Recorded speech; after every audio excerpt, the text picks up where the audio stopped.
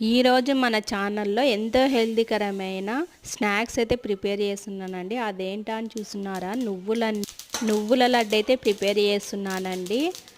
ఈ కాలం తల్లులకి పిల్లల కోసం ఏ రకమైన హెల్తీకరమైన స్నాక్స్ ప్రిపేర్ చేద్దామా అనేది పెద్ద టాస్క్ కదండి. ఇలా నువ్వుల లడ్డు వారానికి సరిపడా చేసి పెట్టండి.